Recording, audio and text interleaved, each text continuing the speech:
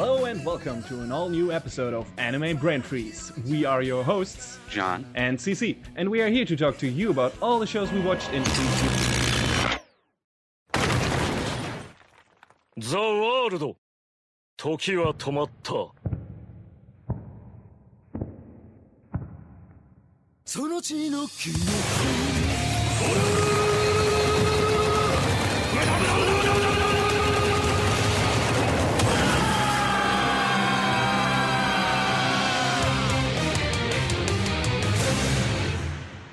All right, before we were so rudely interrupted by Dio there, Yeah, what was that all about? Yeah, who knows? He's such a jerk. Yeah, what a douche. But a memorable douche, and we'll talk about that later. But yeah, as I guess our intro gave it away, that was the point of it actually. So we're gonna talk all about them JoJos this episode, like all of them TV JoJos. Yeah, basically all 2 seasons. Well, kind of 3 series, effectively. Kind of 3 series, 4 seasons, 3. Yeah, it's a bit mixed up, but again, we'll get to that. Of the famous show JoJo's Bizarre Adventure, and very popular too. At least now. I don't know how it was before the TV series, at least over here, but.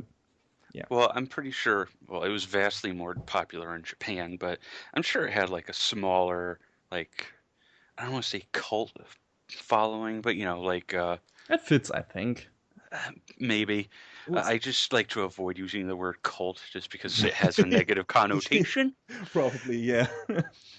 But, I mean, this new series has definitely helped bring it back into relevancy, considering the original manga started back in the 80s. Oh yeah, big time. And with good reason. Its execution is so good that, it's very well. But we'll also get to that. I'm always postponing it until later.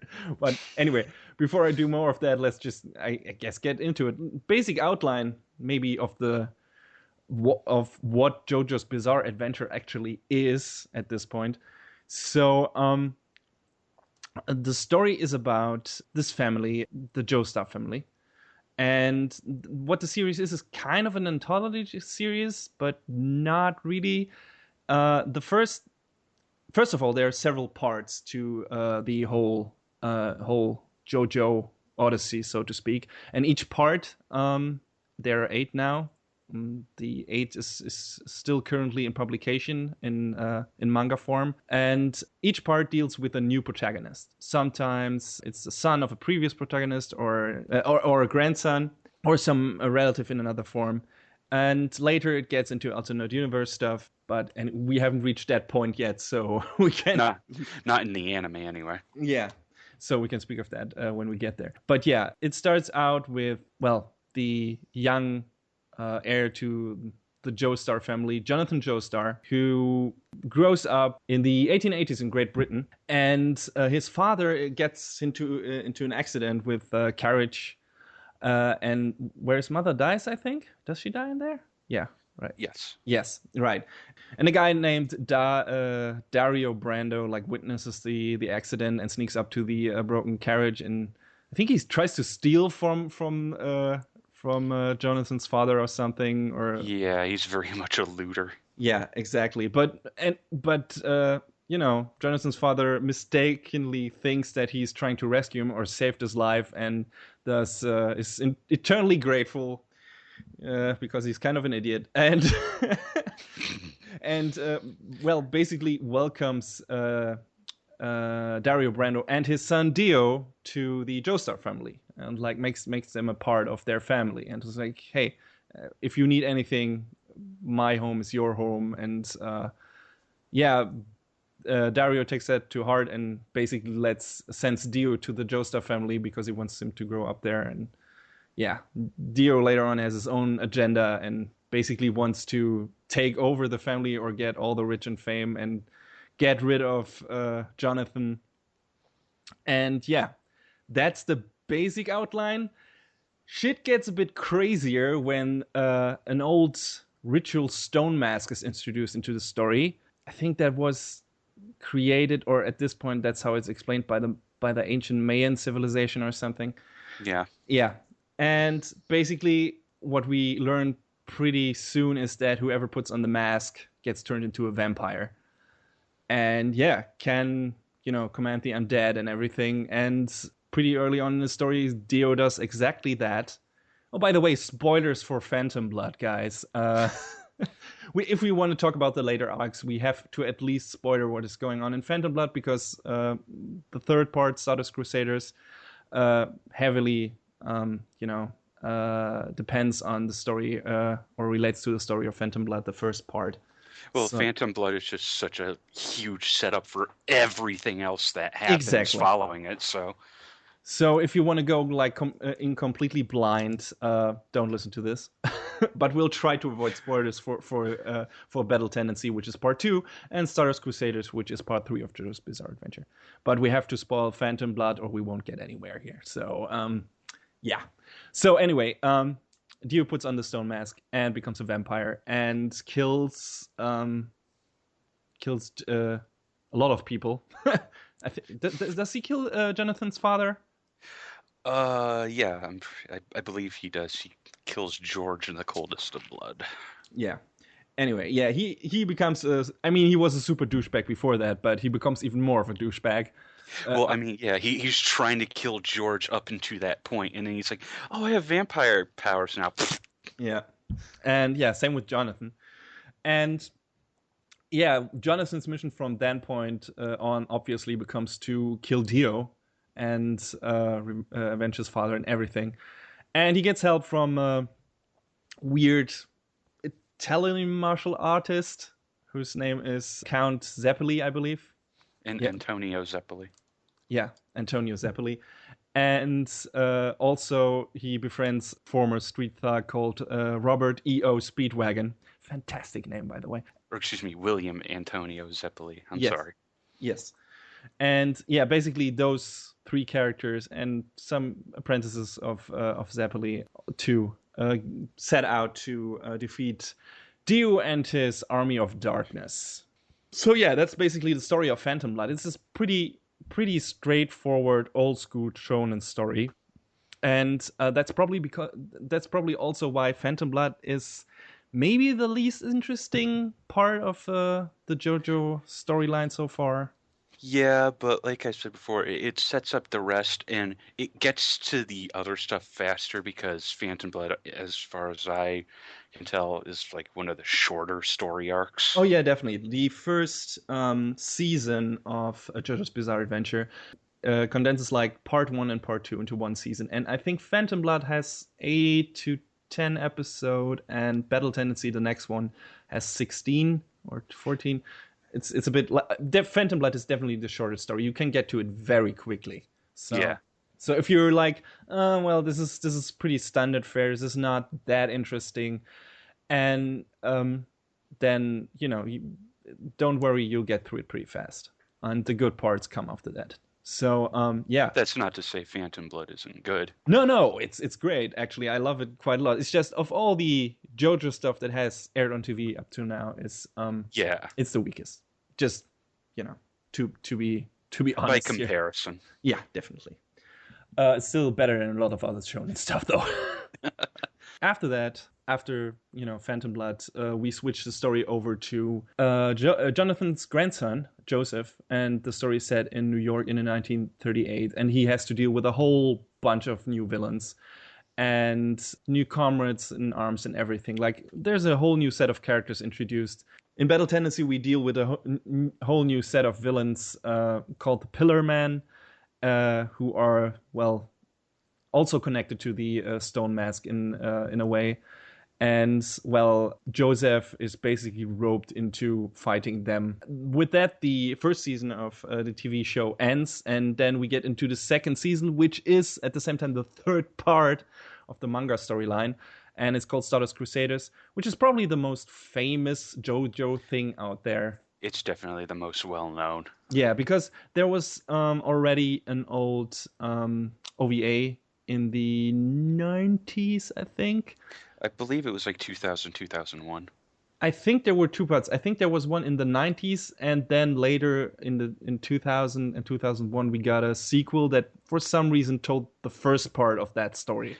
Yeah, they cut around it really weird in like this Yeah, they started with reverse order. Yeah, they started in the 90s with the ending, and then in the 2000s they, were like, "Oh, you wanted to the beginning of that here." Here it is. Okay, yeah, you're right. The first part was 93, 94, and the second part was 2000 to 2002. Yeah. So, And by second part, I mean first part. Bleh. yeah. it is a bit confusing, but actually the 2000 OVA is not as strong, but I can still recommend the old 90s OVA because in terms of an animation budget and quality, it's superior to the TV show. That isn't saying that the TV show has bad animation quality, far from it, at least for Stardust Crusaders. But, 90s high quality OVA, you can't probably get any better than that in terms of animation. So, yeah. I mean, yeah, in terms of quality, it's great, but it also deviates from the original work a bit, and there's some odd changes. Oh yeah, it's really condensed. Like, I mean, the tempo stuff is in there, like the most interesting things, but yeah, it takes its liberties just for terms of time compression. There's a lot of villains missing and everything. Yeah. Oh yeah, but I mean, also parts of the end of the story are changed. Oh yeah, that too. Yeah, right. Or at least left more ambiguous for some reason. Oh, also there was, which was my first encounter with JoJo's Bizarre Adventure. There was a fighting game by Capcom for the Sega Dreamcast. That was the first time I ever experienced JoJo, something related to JoJo's Bizarre Adventure ever, and it was a pretty entertaining fighting game. I never played it on the Dreamcast, but I played it several years after on an emulator with a ROM of the arcade version. And since I wasn't really familiar with it, I couldn't really wrap my head around what was going on. I was like, what the hell is this game? And then they released an HD version on PlayStation Network and Xbox Live, but it got delisted and I missed the boat on buying it because I feel like if I bought and played it now, I'd at least have a slightly better appreciation for it. And I'm really kicking myself that I didn't buy it because now you can't anymore. Oops. Yep. Well, maybe it will come back again. Is it on Steam or something? I don't think it is. Okay, all right. Well, anyway, yeah, but Stardust Crusaders is, like I said, the most well-known version of JoJo out there, at least for now. We'll see how, the coming seasons fare, if there are any more than the fourth one that's gonna be airing soon. And the story in there continues with Joseph's grandson, Jotaro Kujo, who's living in Japan, and basically Dio is coming back, which is kind of which is a big spoiler for Phantom Blood, because at the end of that you kind of assumed that he was dead for the sole reason that his head got fucking chopped off his neck. Yeah. But vampires are, as we've established in our previous episode for Seraph of the End, vampires are a pesky bunch. They're very hardy. Yeah.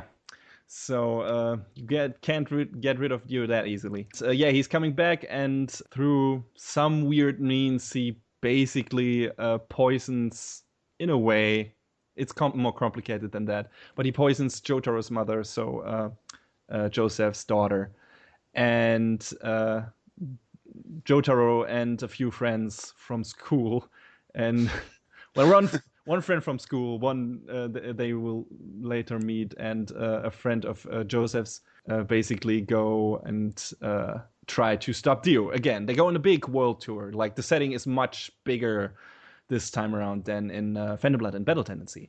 Like, they basically travel to a lot of different countries, and the end goal being Egypt, because that's supposedly where Dio resides somewhere, and they have to find him and battle a lot of foes on the way. And that sounds pretty generic and standard, but just in terms of execution and everything, it's anything but. More on that later as well. So, some basic things about the show too. The manga was created, drawn, written, everything by Hirohiko Araki. And the anime produced and animated by David Production. I wasn't impressed with the animation quality in the beginning. Phantom Blood is really rough, in my opinion, but it gets progressively better. And Stardust Crusaders has some standout episodes, like the finale, the battle against the puppet guy pretty early on. Yeah, there's some really good looking fights in this episode. And it's not always about the animation, and JoJo is kind of like I don't know, one of the shows that drives that argument home, because that show is all about the style. The manga has this really unique style with where the characters always pose in a very distinct way and wear these like really elaborate clothes, and you got some really weird color coding in there. The old OVA toned that down quite a lot. There was not a lot of this outlandish stuff. The old OVA was really basic and, dark shonen stuff. Yeah, I feel like the OVA, like as far as it being colorful goes, it was a lot more washed out than. Oh yeah, definitely.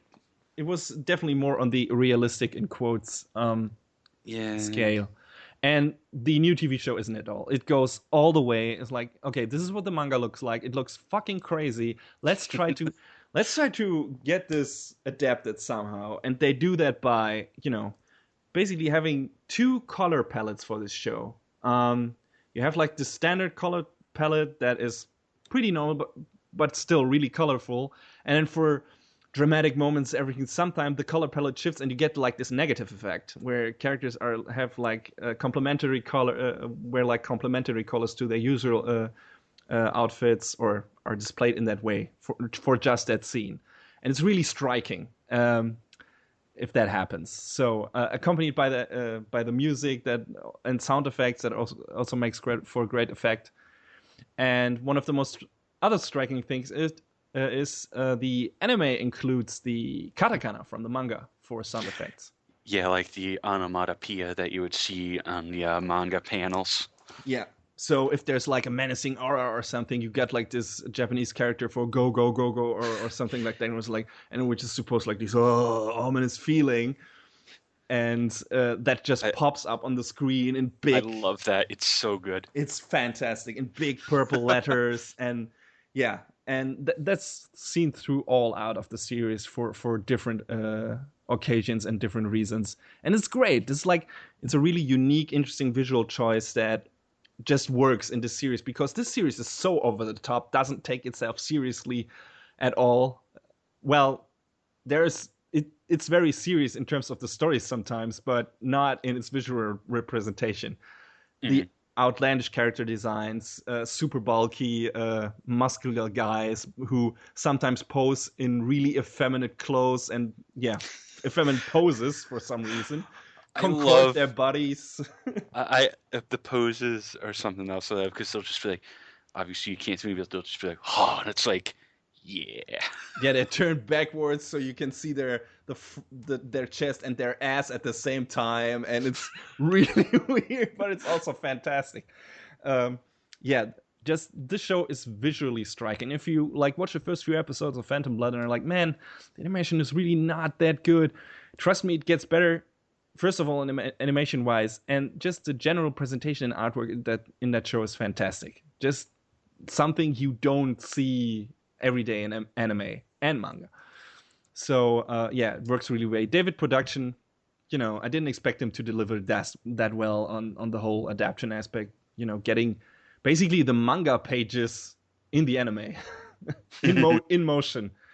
And yeah, it's fantastic. I love the visual style of that show so much. I think it's fantastic. And they're doing something different again for Diamond is Unbreakable now. That is like, again, different color scheme. It looks very pastel-y, watercolored, and quite interesting. I'm looking forward to the visual effects in that show too. So another interesting thing in the show is how the characters like battle each other. Of course, the vampires, the bad guys, at least in the first arc, get vampire powers, and then later weird Maya powers or something.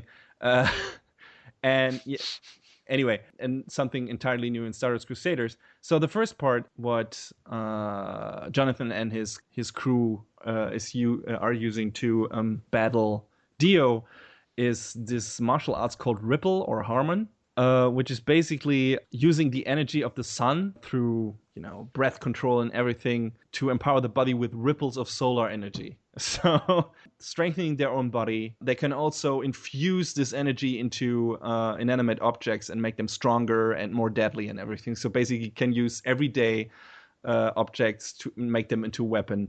I think some characters like strengthen their hair, and Joseph in Battle Tendency uses yo-yos.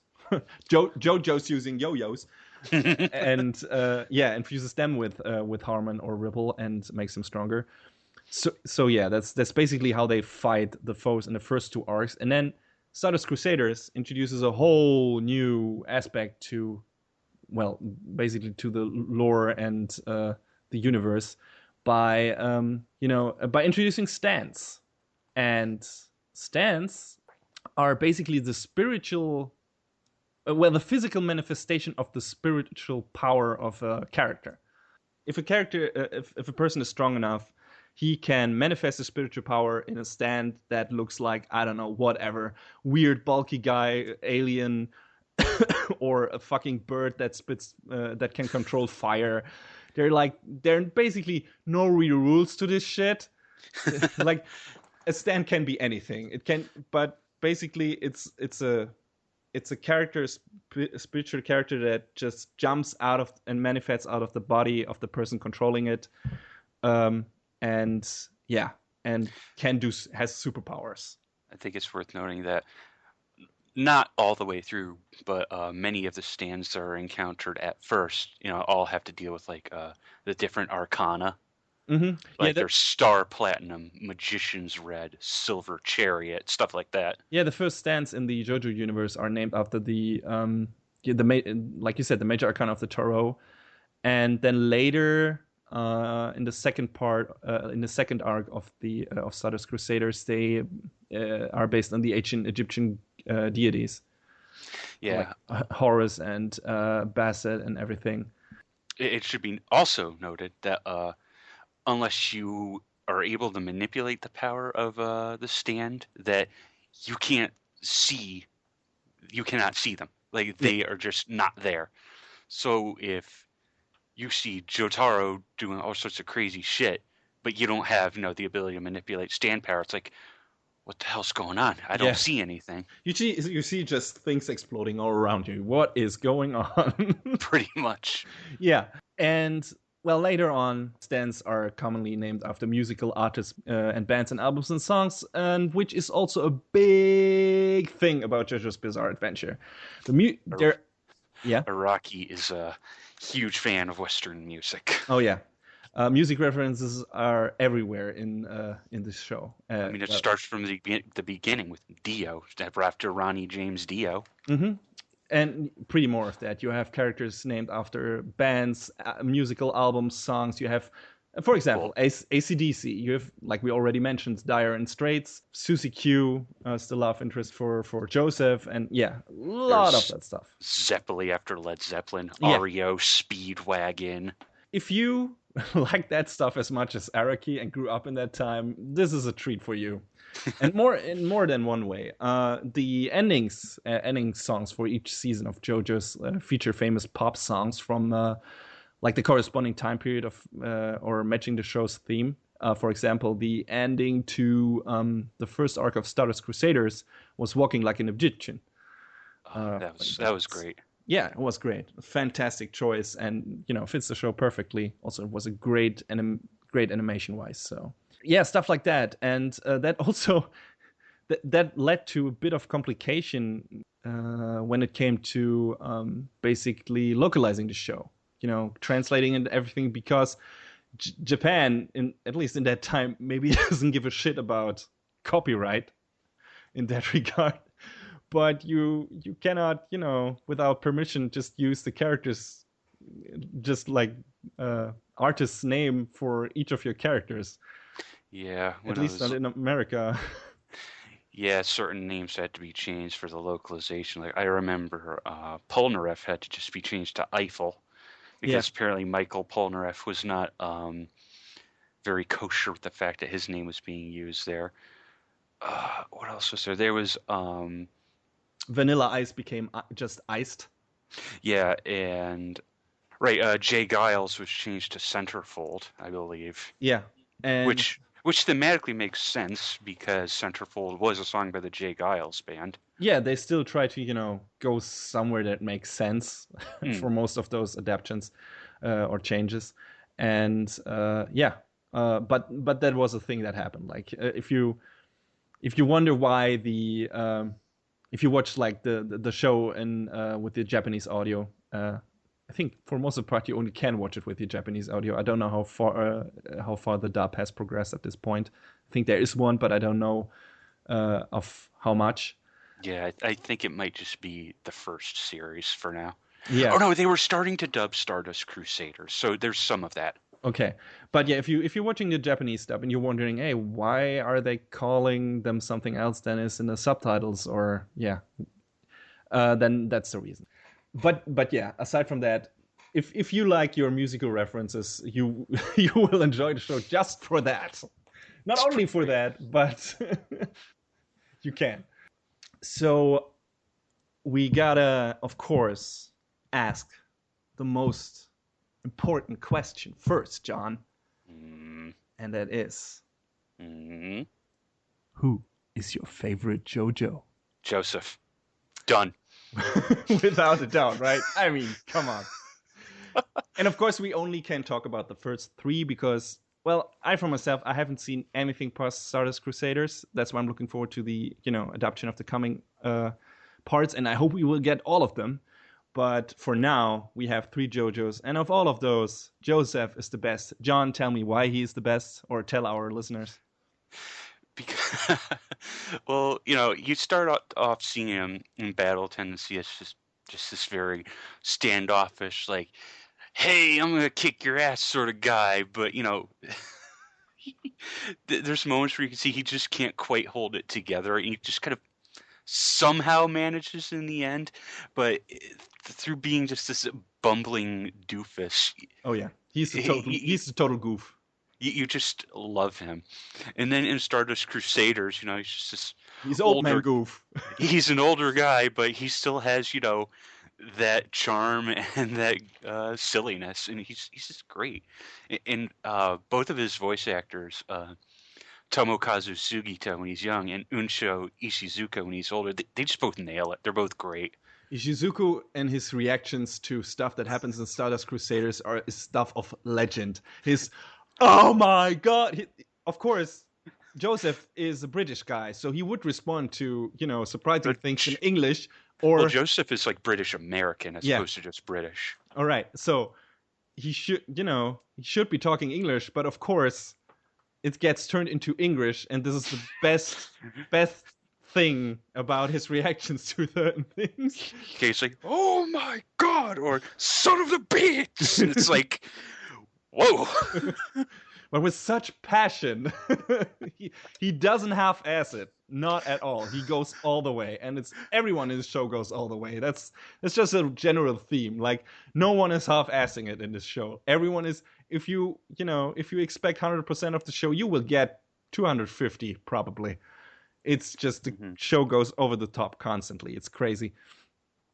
And yeah, he's a really nice counterpoint to Jonathan, who's like this real straightforward, normal, shonen protagonist in the first part in Phantom Blood, and then after you get that then, and you get to Battle Tendency, and you're like, oh, okay, he seems to be kind of the same guy, maybe a bit snarkier, and but still an honorable knightish type, and he just.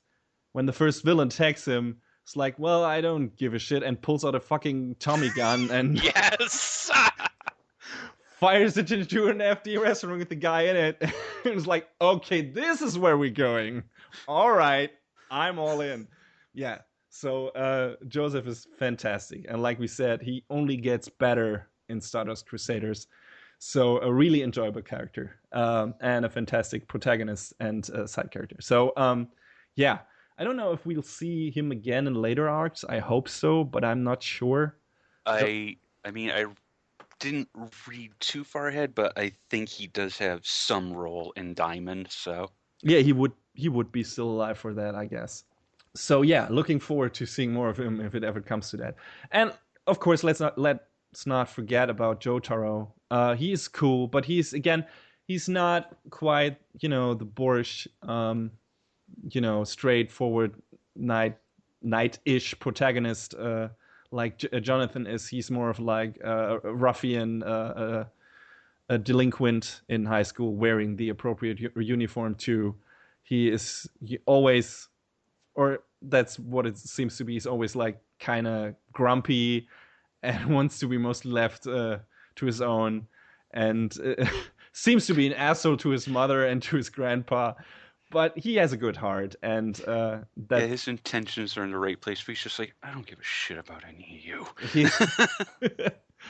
But yeah, that's why he's like he maybe falls a bit more flat than Joseph. Joseph is just such a sympathetic, goofy jerk that he steals the show from Jotaro. Also, although Jotaro like kicks more ass than Joseph, I guess he's just the strong guy. And yeah, I also want to mention that I love Dio because Takehito Koyasu he's so good. Oh, He's amazing. I want to get to that right after we got our favorite JoJo out of the way. What's your favorite villain? All right. Well, yes, there we go.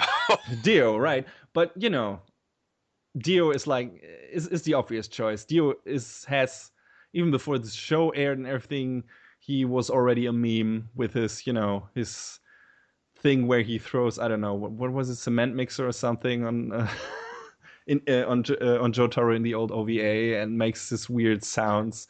And I think it was an oil tanker in the OVA. oh, oil tanker, right? Yeah, and his stand and how he uses it and all of that was already well known to hardcore anime nerds, so to speak. And he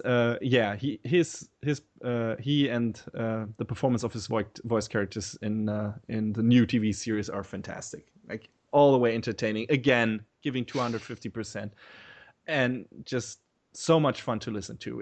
He's such a ludicrous, balls to the wall, insane, super evil villain, like menacing and crazy and conniving, like implausibly evil. Yeah, he's like, well, if you combine Hitler with the craziest fucking person on the planet, and I don't know, some weird fashion mogul. I don't. Oh, that's not wrong. Yeah, it's fucking. He is a crazy person, and it's just every time he's on screen, it's a blast. So entertaining.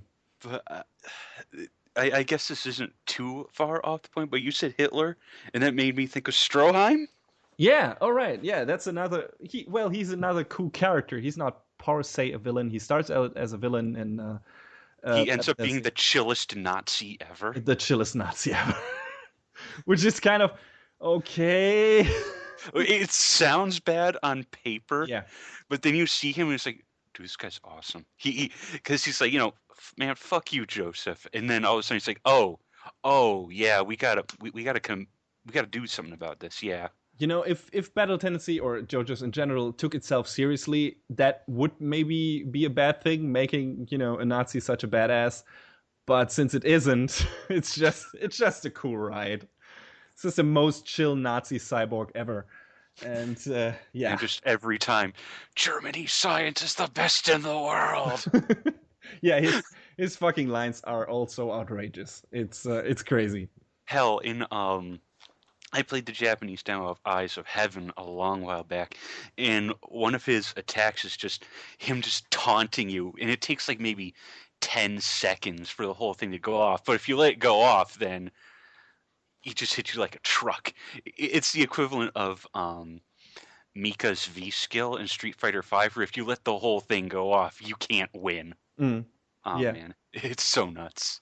So yeah, but aside from that and Dio, we have so many memorable characters and villains in this show.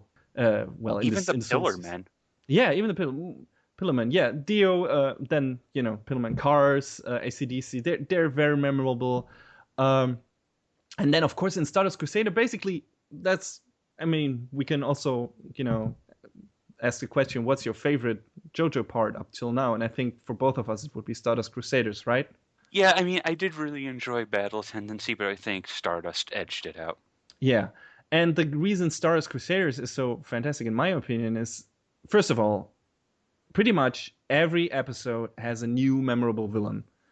I mean, the pantheon of bad guys for this show has enough members to fill like 10 other shonen anime, and some of Yeah. them could easily be like the final villain in those shows. Some are more on the goofy side, like the Oingo Boingo brothers, for example. But this is also like really entertaining. But you don't always have like this really menacing, like brawny villains or cerebral villains. Sometimes you have like just these goofy villains who try to get the better of Jotaro and the gang and fail miserably, or it leads to really funny episodes and shenanigans with Joseph. So and Polnareff. So, but yeah, the setup for them and their powers are always great and sometimes really menacing. So, I think one of the best parts about the whole stand thing is that I think we had a discussion about this at one point. Is that every stand is overpowered in its own way. So each Yeah. battle comes down to being like a mind game, Oh, yeah. which is fantastic. It's fantastic. It's like usually in a lot of times in shonen anime, you have like, oh yeah, okay, these characters have their special powers and they have to pit their strength against these other. But it often ends up coming down to who overpowers the other character, and it's not about pitting your wits against each other and being smarter than the other guy and figuring something out, but it's just like, okay, now I have to figure out to make my new special attack work to kill that guy. And Stardust Crusaders is not like that at all. Every new villain, like you said, has a new stand and who works in a completely different way. And when our protagonists encounter that stand, they don't know most of the time what the actual power is, or if it even is a stand. Sometimes some shit happens to them and they don't immediately figure out that it's a stand because it's sometimes such a weird power that you won't immediately think of something supernatural. It's just some shit happens to them, like, what the fuck is going on? And then suddenly this turns into a deadly trap. And so they always have to figure out the opponent's power first and then how to beat it. It's not about how who is the strongest, because frankly that's always Jotaro. But how how they can survive long enough for Jotaro to be able to beat the snot out of each new villain. So it's incredibly entertaining. Like that whole mix between mystery, suspense, horror, and action show works really well, in my opinion. Mm. So yeah, it's great. And unusual in my opinion. You don't see it that often. Also, at least up till now, Stardust Crusaders had the most epic build-up, ending battle, everything. Like, the build-up in that show is really great. Like, where the characters are going, what's gonna happen next. And although it has a huge number of episodes, and you would think, that's kind of... How many are there? 52? Yeah. Yeah. It doesn't get boring. It's just, there's some weaker episodes in there, of course. But they always keep it interesting with the new stands, new characters, and new developments, and some surprises here and there.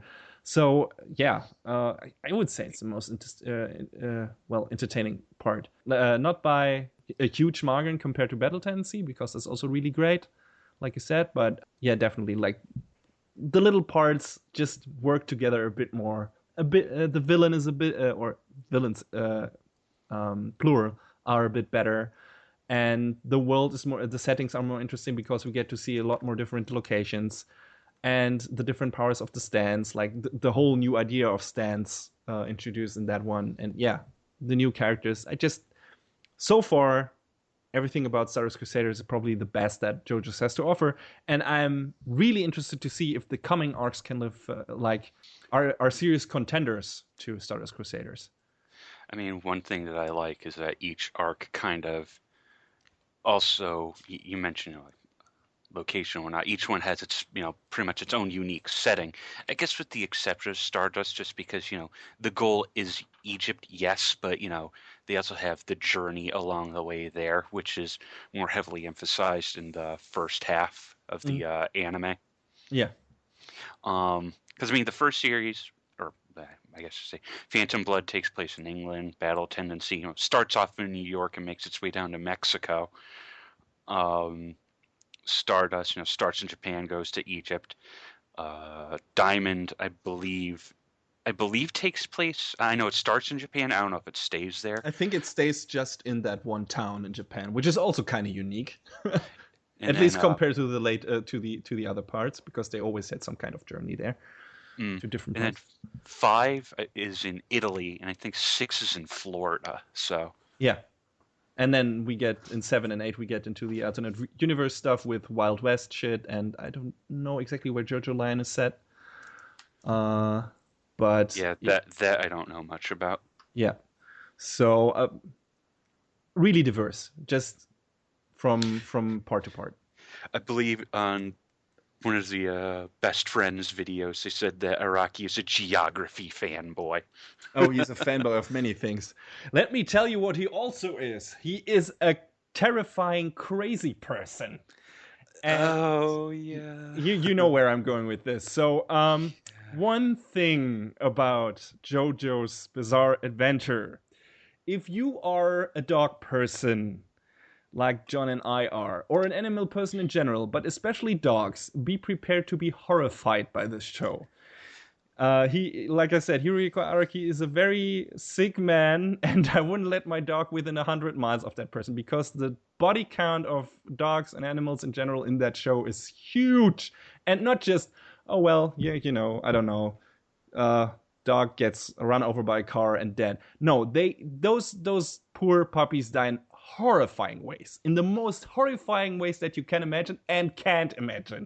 Yeah, it's not good. I several times was sitting on my couch in shock, almost puking at my screen. Because of the shit that was going on there, and I'm not easily shocked, I gotta say. So wow. I mean, I wonder if that's a product of it starting in the 80s when, I guess back when that sort of crazy violence was much more of a thing in manga, and then it didn't really seem to disseminate that heavily into like very many different anime. I mean, sure, there are some super violent ones out there, but not as many as I would think like older manga stories. Yeah. I mean, maybe I'm just talking out of my ass. No. The hyperviolent stuff sure is a thing, and of course it's shown by what is done to the human characters as well. But it's just standing out to me that every dog, or well, pretty much every dog, in these shows. I mean, the show starts off with Dio trapping Jonathan's pet dog in a cellar and setting that cellar on fire. And I forgot he did that. Yeah, and they cut out. I think they censored it a bit or toned it down in the TV series. But in the manga, there's a panel where the cellar doors fly open, and the dog is jumping out on fire. Half of his face melted off. Oh. So yeah, there's no talking around it. If Araki doesn't hate dogs, I don't know what's up with that. I'm pretty sure he just doesn't like them and gets joy out of like depicting their demise in this series in the most most appalling way. So if you hate dogs, you will get something out of that show too. Just saying. Just saying. Holy shit. Anyway, but despite that, like I said, I like dogs very much, and I don't want to see any harm done to them. And it was a tough watch in some parts, but I could see past it and enjoy the show for what it is, regardless. So make of that what if I can do that, most of you probably can do that too. I get a little more cringy at stuff like that, but I was able to get through it Yeah. somehow. And like I said, it's toned down in the anime. It's still gross, incredibly gross, but it's toned down in compared to the manga. I mean, the anime also has some other weird, I guess, well, I guess there's one moment that's like straight up censored, but so I guess smoking is illegal in Japan if you're under the age of, is it 16? And since, Jotaro during Stardust Crusaders is still, a high school kid, he's clearly smoking a cigarette, but he put a shadow over his face. And Yeah, it's it like, was so dumb. it's like, guys, okay, we get it, but come on. There were a lot of course, violent censorship, but that was the most prominent weird censorship in the TV version. I think for the Blu-ray they took that all out. Yeah, I mean, for the actual physical violence, I feel like they made the right choice of the TV version for some of those scenes. But Yeah. for that one in particular, it's like, that doesn't seem necessary. Yeah. So if you watch the Blu-ray version, I don't know if it's. I think if you watch it via streaming on Crunchyroll, if that's still on there or anything like that, that censorship is still in there. But if you get the physical release, that should be taken out. But just as a warning, don't be surprised if there are some weird black shadows in the anime at certain points. Oh, okay. Smoking is prohibited under the age of 20 in Japan. Ooh. Oh, well, smart choice, actually. Yeah. So, there you go. That's the reason behind that. I think it's worth talking about some of the music and the composers they got on the series. Oh, sure. Go ahead. Because the first series had two different composers, one for Phantom Blood and one for Battle Tendency, actually. They just split it right down, well, I guess not the middle, but you get the idea. The first part was scored by a guy, Hayato Matsuo. Looks like his big claim to fame is The World God Only Knows. He did all the music for that. He did some other stuff too, like the Index movie and Kamen Rider 555. Feis. Yes, Kamen Rider Feis. Oh, that's a great show. Okay, see, I don't know shit about Kamen Rider. It's one of the best Kamen Riders, in my opinion. And I mean, the music throughout all the shows is great, but I just want to highlight that the Battle Tendency arc was scored by my boy Taku Iwasaki. Hey, a familiar name. Every time his name will come up, I'll call him my boy because he's great. I love his style. He did stuff like Gatchaman Crowds, Noragami, which we already talked about. Yep. Which as a sidebar, I have started watching. I'm like 5 episodes in, and it's great. Neato. Did I promise too much? No. Oh, it gets better too, so be prepared. And he also did the music in Gurren Lagann. That's right, forgot that. Yep. And then Stardust and Diamond are both being scored by a guy, Yugo Kano, who, for better or for worse, did the music in Gundam Reconquista and G. We have opinions on that show, but yeah. He also did the music for Psycho Pass, which is great. That's a fantastic soundtrack, right? Well, and so is Stardust Crusaders. I can't speak for Diamonds yet because that episode, by the time this episode is released, probably the first 1 or 2 episodes of Diamond is Unbreakable will be out to watch and stream. You should check that out if you want to jump right into some JoJo stuff after some new JoJo stuff after listening to this episode. You can do that. But yeah, judging from Stardust Crusaders, especially the scenes where tension is built up and some kind of moody atmosphere, the soundtrack really shines, in my opinion. Also during the action scenes, of course, but especially the suspense music for that show is really great. Like when you don't know what's going on, there's a stand at work here, but what is really happening and who is the bad guy and what is his power? The soundtrack really shines, in my opinion, because this feeling of dread combined with the sound effects and everything is really, really brought across well through the music. There's just so much, I guess, like a synthesis of everything that's going on screen with like the color palettes and the music. JoJo's is obviously, since there's still a manga running, it's still getting anime adaptations. It's something that has endured the test of the past 30-ish years very well. Oh yeah, and it's I would say I can't be sure of that, but its success I would say is responsible for a resurgence of adaptations of old 80s manga stuff, like we talked about Ushio and Tora, and before that came Parasite, and I think those shows might be here because JoJo was a big success and still works and did what it did very well, and still has a big fan base. And now we get more of that shit. And JoJo, keeps there's more JoJo coming. Like if you're like, man, I watched through all of this, but I want more. Yeah, don't worry. At least for now, we definitely gonna get Diamond is Unbreakable. We'll see how that fares, but I'm pretty sure it's gonna be successful. Many people looking forward to that already, judging by the responses to the trailers and everything. So I'm pretty sure that is gonna do well.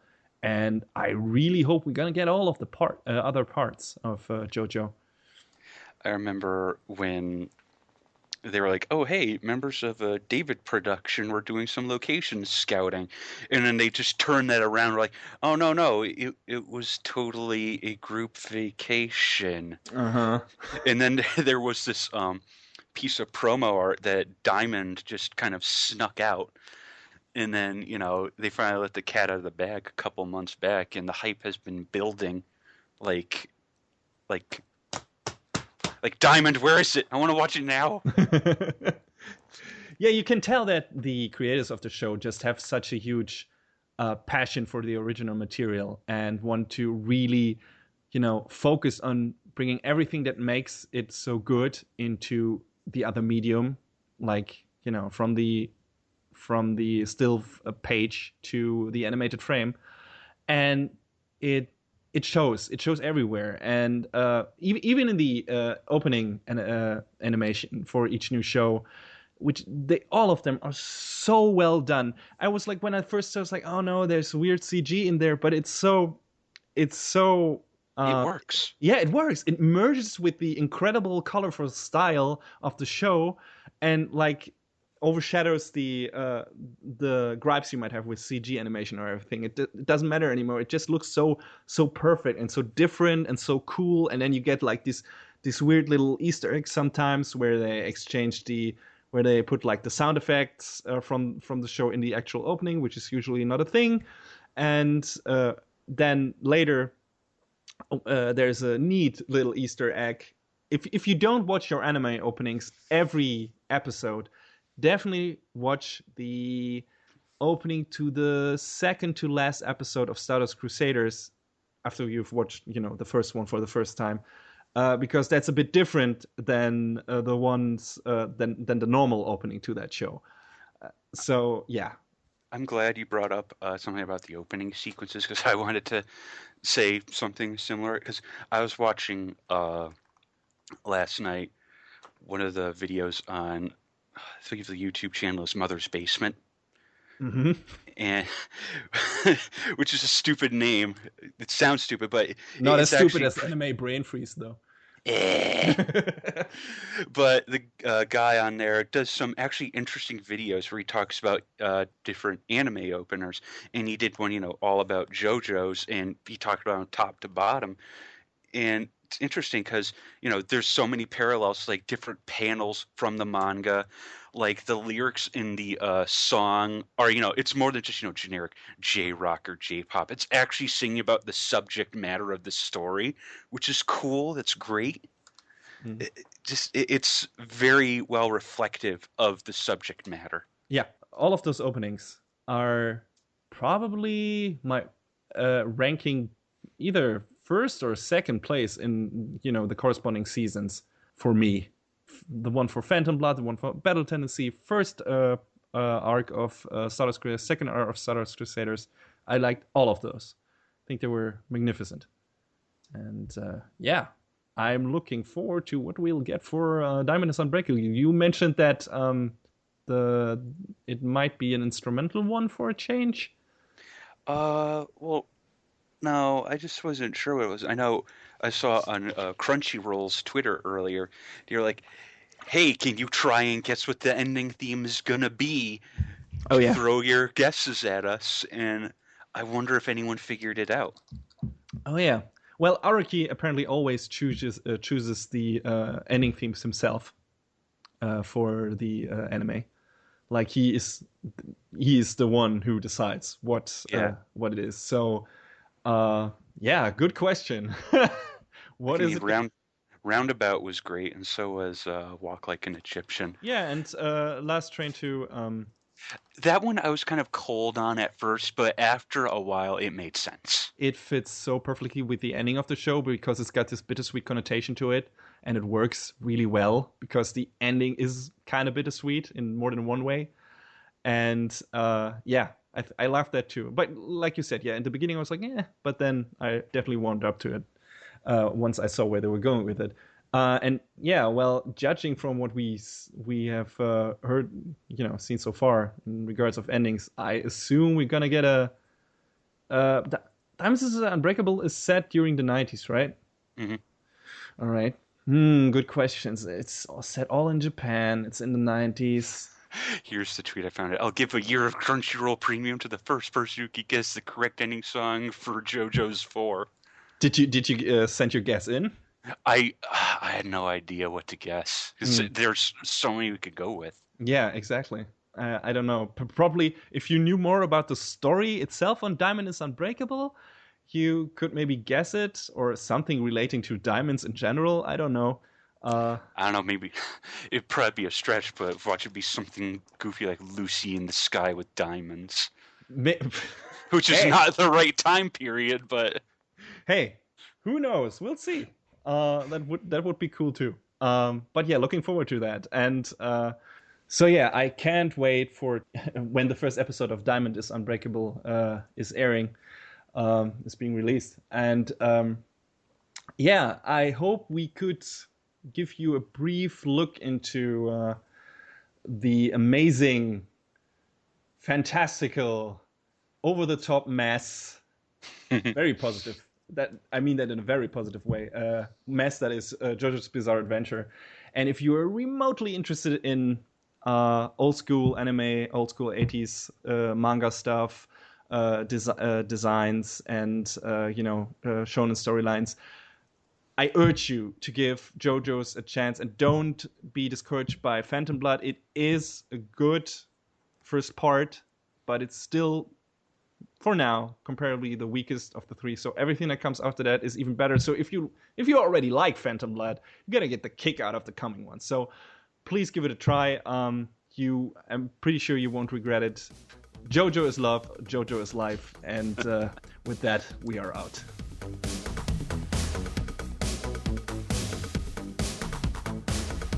Okay, that is a wrap on the 5th episode of Anime Brain Freeze. All the music in our show is from the Double Dragon Neon soundtrack by the amazing Jake Kaufman. Please go to virt.bandcamp.com and check out his awesome work. You can find us on YouTube, Twitter, iTunes, Stitcher, SoundCloud, and animebrainfreeze.com. Leave us a comment anywhere you like or send us an email to animebrainfreeze@gmail.com. Thanks for tuning in. We hope you had a good time. And please join us again on our next episode. Adios! Goodbye, JoJo.